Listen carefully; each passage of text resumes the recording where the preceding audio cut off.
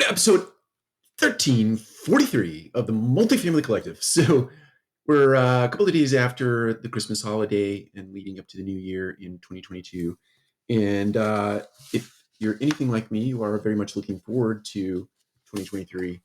But you are also, if you are also very much like me, looking back a little bit on 2022 and reflecting a little bit and taking lessons away from 2022.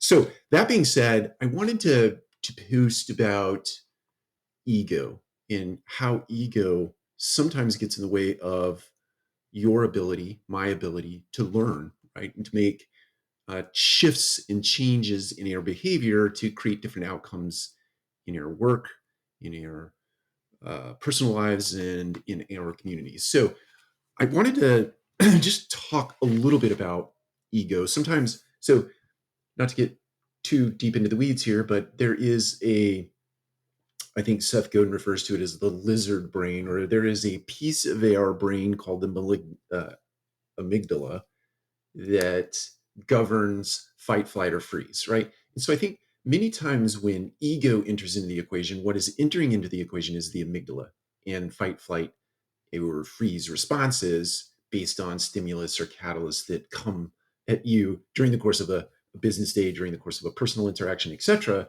And what happens is it shuts down your executive function. It shuts down your ability to take any sort of feedback because you look at it as a personal attack. You may personally not look at it that way, but your reptilian brain, your old brain, which was important to you way back, our ancestors way back, it was important to have this amygdala brain so that you could have fight, flight, or freeze responses as related to, you know, something attacking you or trying to kill you in an environment. So that still exists today, and sometimes it overrides your ability to rationalize feedback in a way that it's not a personal attack, but it's rather just feedback and a better way of potentially operating for outcomes, be it personal or professional. So it really does impact you in your ability to learn from mistakes. It impacts your relationships because it makes for a very difficult environment to have conversation back and forth when you can't accept or won't accept feedback from individuals that are in your life. It causes rough relationships. It just ultimately limits your ability to grow personally and professionally.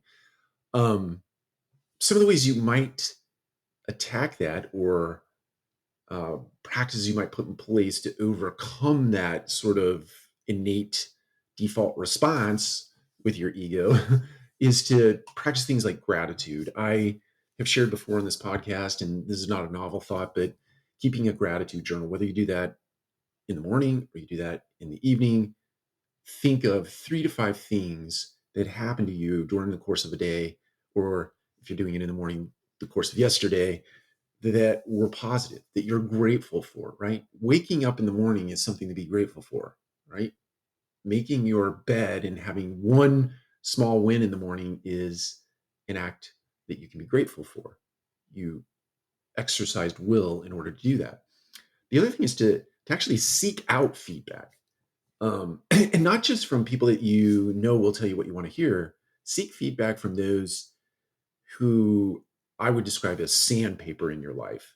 Seek feedback from the sandpaper, right? The more rough the grit is in that individual, the better. Because you have the ability to separate, right, what is potentially personal attacks from actual valuable feedback. The key is don't respond in the moment. Ask for the feedback, listen to the feedback, take note of the feedback, sit with the feedback, reflect on the feedback, and then put the feedback into practice. Those parts of the feedback that are valuable to you.